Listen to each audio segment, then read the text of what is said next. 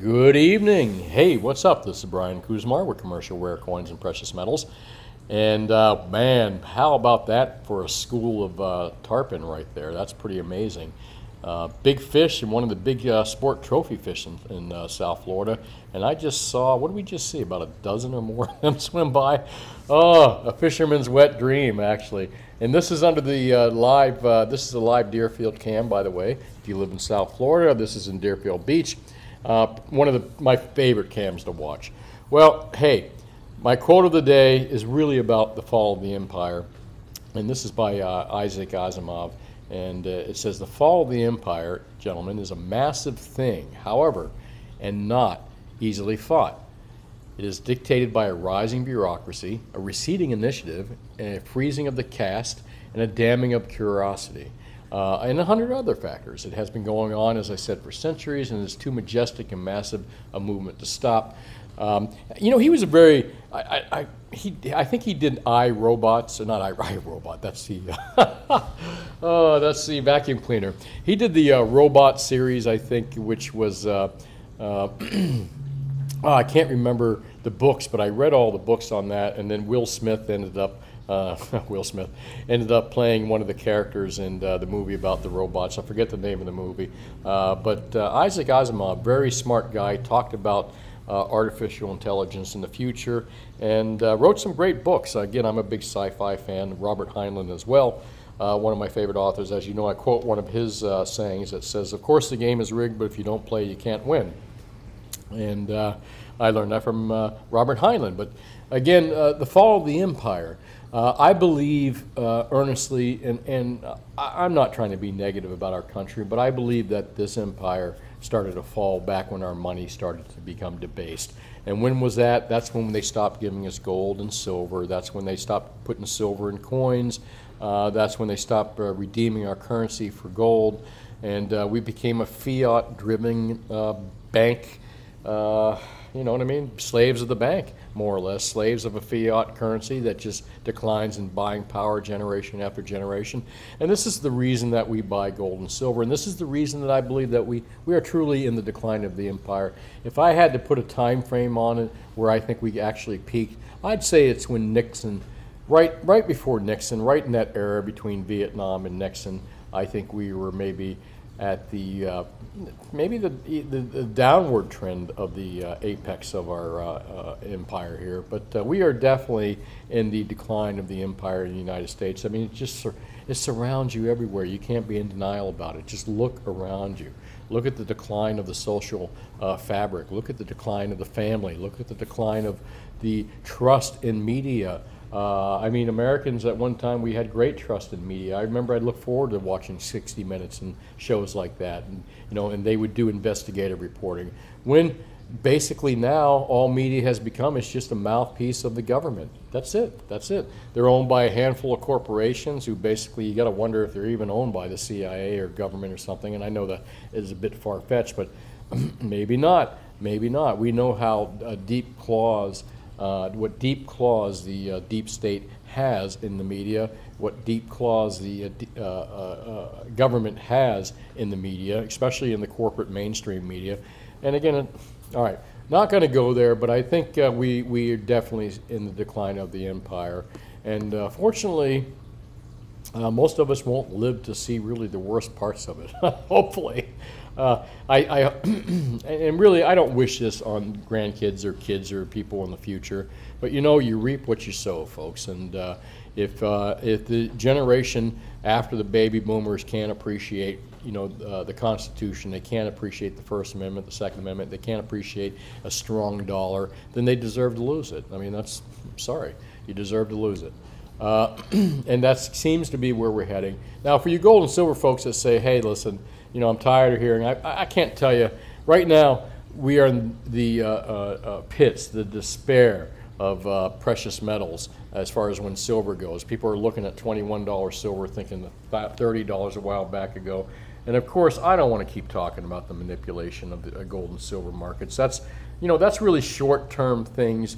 Well, maybe not short-term on our short lifespans, but for us, you know, it's a lot. It takes a while. But the truth of the matter, folks, we've been in a bull market in precious metals since 2016. If you mistake a bull market in gold and silver, a healthy bull market is slow, lots of choppy action. You see how this is choppy on the way down? That's what gold and silver does on the way up.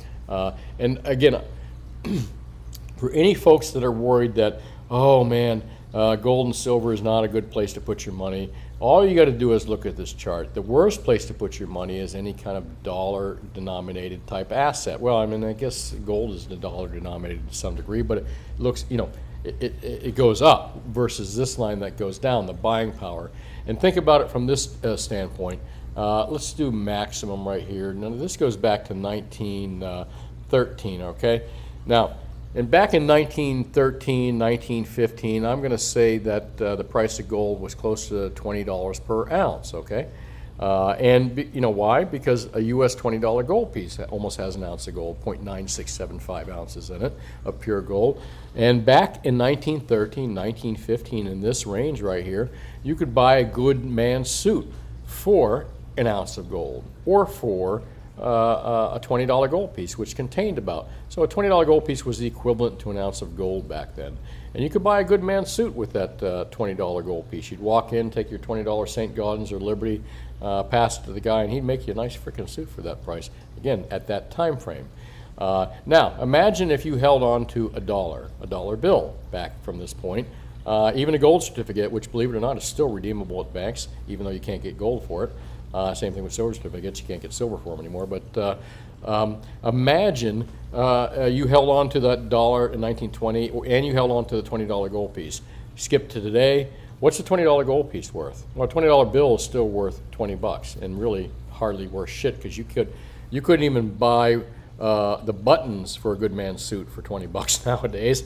However, that $20 gold piece that you saved back then, when you put the two different, you know, when you put the fiat next to the gold coin, the $20 gold piece, that $2,000 will still buy you a man's suit today, and not a bad one at that. You know, maybe not Armani or anything like that, but a good man's suit. This graph explains the buying power of the U.S. dollar, which is complete frickin' shit. Here's after Nixon right here, folks. It just went downhill and downhill even further. Look at the 10-year chart. This is even more depressing. Look at this, folks. It just fell off a fucking cliff. All right, so when you start to doubt why you own gold and silver, just remember this chart. Remember what I'm telling you here. And speaking of gold and silver, big up day. My dumb ass sold some gold yesterday. I always feel that way anyway. But you know what? I buy so much of it, I have to lay some of it off to get new working capital. It's not like I can save everything I buy. I wish I could. I'm not that rich, though. And so up day, man, good up day. I expected this. I mean, especially with gold, silver, we expected an up day. Listen, why do we expect an up day? Because we know how this game is rigged. We know who the fucking... I'm sorry. I'm going to avoid saying that too much. I don't want to use it up too much, that word. And, well, anyways, we know who the players are. We know who the crooks are. We know where the casino, you know, the CME, where it's played. And as I said, and as Ted Butler has said, and, you know, it's a rinse and repeat. They drive it down to, what was it, the mid-21s, and now it's going to go back up to 25, 26, 27. And again, there's always possibility we could shoot well past that at that point too. There's all kinds of factors going on, including shortage of silver that we haven't seen in a long time. And again, available silver, not, you know, not theoretical silver above ground. So, and platinum, look, 1,023. Platinum's a tell, man. When platinum starts moving like this, you know, it's saying something. And I believe platinum's kind of a canary in the coal mine, because before gold and silver, you know, when gold was sitting at 1950, nearing that $2,000 mark, and silver was at 25, 26, 27, platinum started making a move just downward. It was like, what the hell's going on here? These two metals, gold and silver, are way up. Platinum's moving down, all of a sudden below $1,000, below 950, and then slightly below 900, sitting at 900 level for a while. And then after that, kind of recovers a tiny bit in that 900 range. Silver and gold start to take their shit. So kind of weird how platinum just kind of seems like it's been there before the other two metals. You got my drift. You know what I'm talking about. You know, the only reason I see this stuff is because I watch these markets every day for how many years now? Since I can't even tell you anymore. Palladium at over $2,000, still near the price of gold. I think one of my viewers out there said that, viewers and commenters out there said that they felt that the manufacturers are going to switch from catalytic converters using palladium to platinum, but they wouldn't tell anyone that. They'd buy the metal secretly. However, I just don't see any news or any kind of information when I'd go out to do a search for that. Well, maybe they're doing it the smart way by not telegraphing that move. But do you think that platinum is going to replace palladium as a metal for catalytic converters? And if you do, let me know in the comment section. So metals are looking strong across the board. I'm going to do a quick refresh here. Markets are not open yet, another 23 minutes. And I think we could see some strength in tomorrow. Tomorrow's Friday, but tough to say. Tough to say. Are they done monkey hammering these markets? You just never know with these crooked bastards. And let me do a quick refresh here. Take a look at that screen. Gold, it's just maintaining its price. It's been sitting in that 1840 range to 1850 range, even though you do see some sub 1840 here. Gold is built a base. It's definitely above 1800. And gold will make a move upwards, and as I tell a lot of you silver guys, wherever gold goes, silver is eventually going to follow. If gold moves up to like 1900, 1950, and silver stays in this 21, 22 range, and you start to see the silver ratio get further out of whack than 85 to 1, and in fact, I'm kind of curious. Let's see what the silver ratio is right now. 1 second here. Let me use Siri. Divide 1,869.07 by 22.32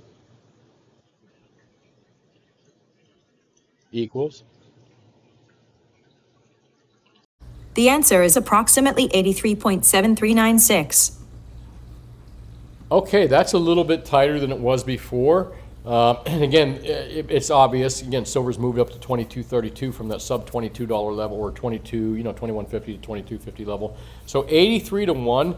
But I still think that the way this is all going to play out when we start to see big movements in gold and in the metals markets, that gold will be the one that moves. Well, hey, let me not say that. Take a look at platinum prices. Platinum prices are kind of been moving up well ahead of gold and silver prices, but gold will lead the way and silver will follow that at some point.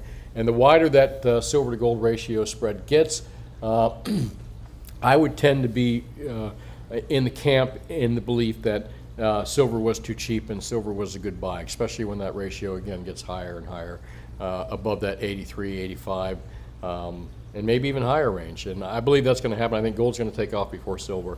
Let's take a look at, well, there's your chart from the gold. Let's take a look at the silver chart. Same thing, just kind of sideways movements here.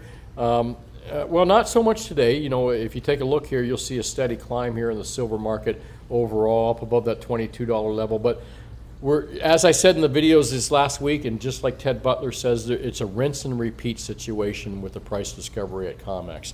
You've got your big 4 to 8 commercial banks, your big 4 commercial banks, and you get your raptors, as Ted calls them, that short these markets, wash out the managed money longs, and just rinse and repeat. Again, if you're not familiar with how that's done, just type in Ted Butler silver manipulation, and there's 6 zillion pages you can read about it. But no less, we're in the repeat mode where I believe we're going to see gold and silver head back up into that $24, $25, $26, $27 range. You know, and things could change too. There is a, Ted points it out, I believe it as well, is that we do have shortages of silver.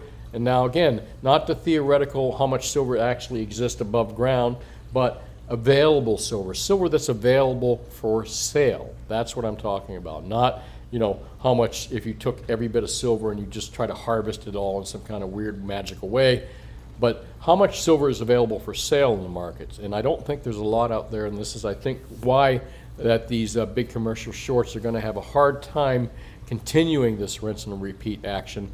You know, but we'll see what happens. Never underestimate how much. Silver is such a small frickin' market, and you got to remember, you know, billions of dollars is nothing to these big frickin' banks, all right? So that, you know, they can move these markets around all they want crookedly, like they do. And there's not much you can do about it. But at some point, the dog, which I believe is physical silver, is going to wag the tail, which is the paper markets. The tail has always wagged the dog for so many decades now, the tail being the paper markets, the dog being physical. But at some point, that's going to switch up. I really believe that. And I think we're starting to see the beginnings of that as well. Stock market, completely, the darling of the U.S. government and the banking system is the Dow Jones SP 500, NASDAQ, bonds, and real estate, okay? They will do everything they can to keep those markets propped up, and that's exactly what the Fed has promised to do, is keep the stock market propped up. Now, whether it's intervening, which I believe through the plunge protection team in the background, and the same thing with the mortgage, you know, again, housing market as well. I believe that the Fed and the U.S. government views America's wealth and views America's power through, and believes that power exists through the Dow Jones, SP, NASDAQ, and homes. And to some degree, they're probably right, because that's where most assets sit in America, all right? So they're propping these markets up. They're not really, you know, 33,000. Where are we going with this? I'm not quite sure, but market's surprisingly up today. And again, let me not even get into that, because that's not my specialty. Good article here on Zero Hedge, demand for American gold eagles explode. This is done by Peter Schiff, who, you know, I like Peter Schiff. I kind of agree with pretty much everything he says. And actually, I donated to his senatorial campaign. I forget where he was running. What was it, Connecticut? It's been a long time, but I was also a supporter of Ron Paul back then as well. So demand for American gold eagles exploded in May, according to the latest data from the U.S. Mint. So far this year, the U.S. Mint has sold 661,000, almost 1 million ounces of American eagles. For the gold bullion, demand is up a staggering 617%. Folks, when demand for gold is up 617% at the U.S. Mint, how do you explain these lower gold prices? How do you possibly explain them? Well, I know how you explain them. Just ask GATA.org, who explains to you how these markets are manipulated. I don't even see what the newest article on GATA.org is, but does this make sense to you? 617% up. And when you factor out sales disruptions, bullion sales are up 400% over the 5-year average between 2015 and 19. That is not a bear market, folks. We've been in a bull market since 2000. They say 15, I say 16, but thereabouts. We've been in a bull market in gold for 2016. But the problem with the bull market in gold is that it's hard to see. Oh, it's taken so long. But if you look at, again, just look at the charts. Where is the gold chart? We had it here somewhere. You know what? I'm not going to worry about it. You've seen it before. Hold on, prices. There we go. 100-year gold chart. Overall trend is upwards. And all right, let me just stick with the article right here. Good article on Zero Hedge called "Demand for American Gold Eagles Explodes." It's by Schiff Gold. I guess you can also read it on Peter Schiff's site via Schiff Gold. And he says, bullion sales better reflect the anxiety investors are feeling right now. When you hear economists talk about a recession, it starts to make sense why bullion sales are so strong. Gold will always be a long-term store of value. That's absolutely true. And again, if you got into the gold market and you got into the silver market because you were expecting to double and triple your money on any time soon, that's not the reason you buy it. Gold is all about wealth preservation. Silver, I can say, is about wealth preservation. But you know what I feel about silver is that it's been so suppressed, so depressed for so long by manipulative, again, paper manipulation in the COMEX markets that I think it's just so underpriced that it will have a double up and a triple up day. That's speculative on my part, but you know what's not speculative on my part is the fact that you'll never wake up and hear gold and silver went bankrupt. It's a store of value. That's it. And where else are we going from here?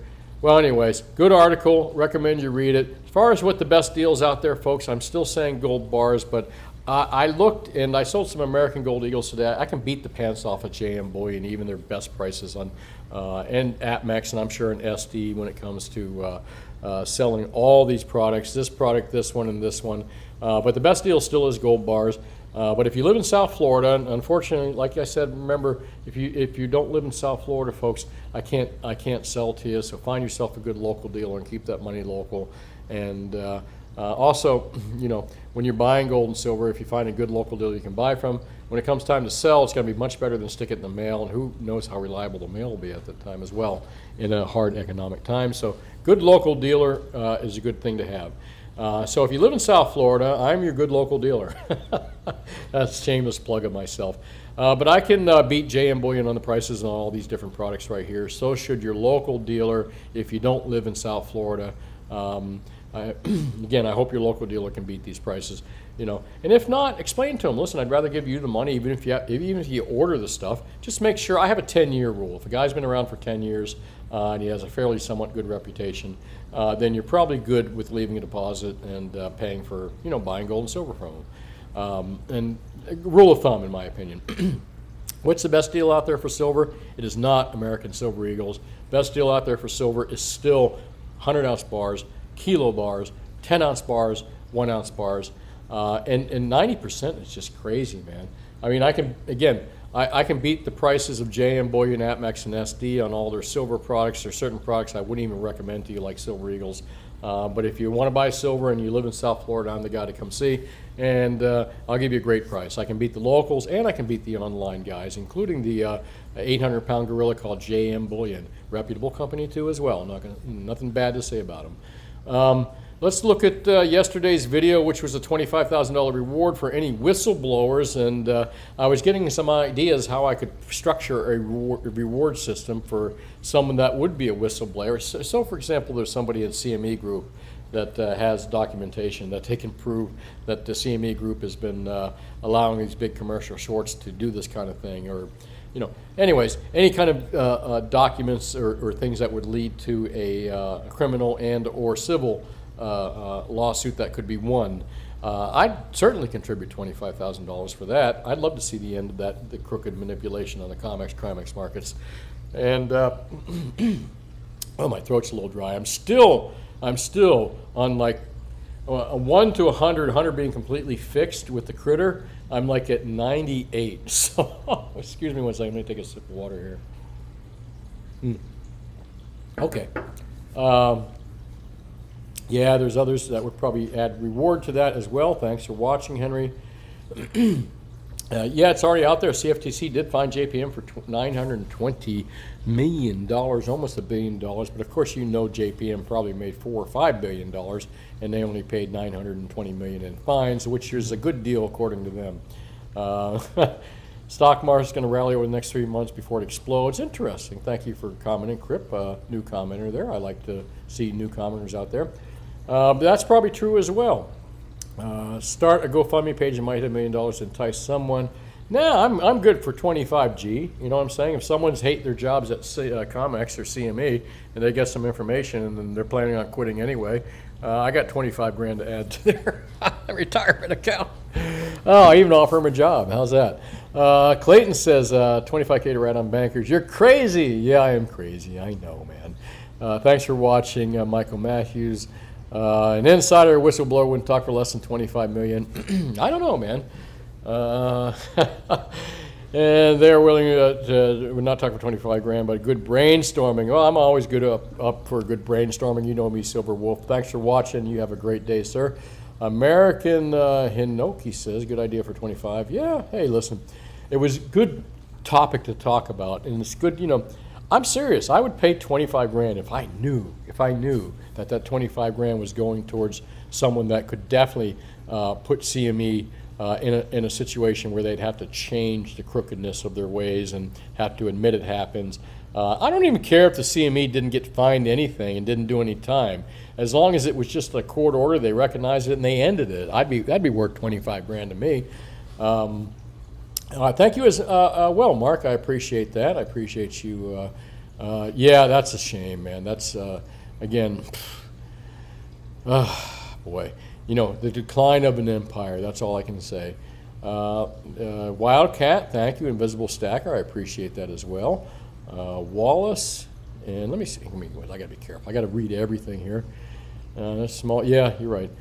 Thanks for the time and effort taken to bring this video. You're welcome, Wallace. I appreciate that. Steven says there has to be something on paper. Yep, I hope so. I hope something comes out at some point. But man, this shit's gonna end. You know, we've been watching this for decades and decades. You know, they manipulated it when it was $10 an ounce, $8 an ounce, $7, $10. You know what I'm saying? So, and they're still doing it today, but the overall trend is upward. So that's why I'm saying we've been in a bull market for a long time with gold and silver. And again, compared to the dollar, we're definitely in a bull market. What would you buy right now, 100-ounce bars or 1-ounce gold? My thought on that, Glenn, would just be diversified. If you don't own as much gold as you do silver, mix it up a little bit. That's really, I can't tell you. I don't like to make those decisions, but I think silver is far cheaper per ounce than gold is. That's just my opinion. I think that you're more likely to see a double up in silver than you are a double up in gold. Does that make sense? Thanks for watching, Glenn. I appreciate that. No, but I followed this guy on Twitter. He is pretty interesting. Interesting take on geopolitics as well. So thank you for mentioning that. And I've been saying that. Oh, I'm sorry, man. You know what? I got to be careful. I got too many gratuitous F words and too many gratuitous mother effers. I got to be careful. Sometimes I just get a little pissy. You know what I mean? I'm sure you guys feel that way as well. And I've never been one to hide my feelings. So here you go. Thanks for watching. And don't take my don't copy me, Silverliner. Hey, they would have to pay silver to keep it low. Yeah, exactly. Joey, thanks for commenting. I appreciate that. Oh, geez, yep. Look at the Dow went. Yeah. Don't mess with government. Look at that guy. Yeah, he did have a hard time. But you know what? Listen, people, if you don't say anything, then you're guilty. You know what I mean? So you got to go out there and say stuff. You just have to be careful how you say it, and you got to structure it properly to get the message out there. I mean, the same thing here with YouTube. I mean, if I said certain things, I know for sure that videos would get banned and stuff like that. So you find a way to say it in a roundabout way that's safe enough so you don't get yanked. Although I do believe that my channel is slightly shadow banned, but that's just the conspiracist in me. Because I talk about politics, you know. I don't think I think they do that. I really do. Whistleblowers already get paid. They're called class action lawsuits. File one if you're a first move. You get the majority of the take. Interesting that you said that. I don't really know. Isn't there someone out there that has filed a class action suit? Let me know in the comments section. I think a few of you mentioned that. And thank you. You know who 311 is. Appreciate that. Adam says, I hope someone will take you up on the reward. I do too. Jacob, how you doing? BS Detective says 25K bounty on manipulators. Yeah, you want to add in another? Hey, I'll take whatever you got, BS. Thanks for commenting. Depravity sounds like gravity. Yeah, leadership in the U.S., that's for sure. No, I did not see that, Celeste. You know I'm a big fan of Hitchcock 45. I guess he was on the news Tucker last night. I'm going to have to watch that. You know, it's funny, too, because I don't really like if a movie star walked into my store, I wouldn't give a shit. Excuse me, I shouldn't say that. I wouldn't care too much. Maybe an old-time star or something like that. Clint Eastwood, I think he's kind of cool. But for the most part, most of them, no, it wouldn't bat an eyelash. Hitchcock 45 walked in, I was like, oh, man, I was all stunned and stuff. He's a cool guy, but I watch his videos. He's got great videos on guns and stuff, and I'm a big fan of Hitchcock 45, so I'll try to watch that. Thanks for mentioning that, Celeste. And again, he came in my store. You saw the video I did, and I was kind of stoked. I was really happy. I don't think he knew that I was a gun guy either, and I like guns, but I hope to meet him again someday, actually. But I will watch that video. Thanks for mentioning that. Yes, this is, you know, it's funny you said that because I do that anyway, not that many times a day, but with the Critter 19, I did. I went and bought a bunch of that, and I was doing that at least 3 times a day. Thanks for mentioning that. Tree climber, nice to see you, and not sure what that says. I'm sure that's like something to do with, is that a job or is that sex, or is that a little bit of both? When silver drops zero, I'll buy it all. Yes, you go, Chainsaw. You buy it all, dude. Man, I'll come work for you. Michael says, good idea. Celeste, and again, kind of moving down here. Unlocked, you were first. Hey, that's it. I'm going to call it. Think for yourself, folks. This is my quote of the year, and actually, this is the smartest. Listen, if I could say one thing to all the young people out there, and I could say one thing to all the people out there that aren't familiar with this saying right here, is think for yourself and question authority always. And the most important thing is really questioning yourself, because you know, your narrative, your opinions and your belief may not necessarily be something that you came up on your own. It may be something that the government gave you, maybe something that the media gave you, and or all of them, or your parents or the school. It may not necessarily be the truth.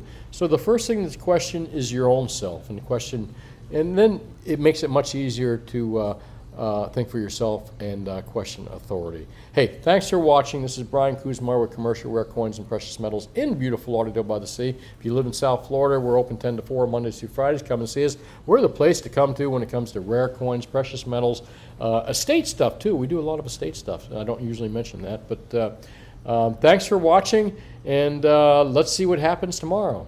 Good night now.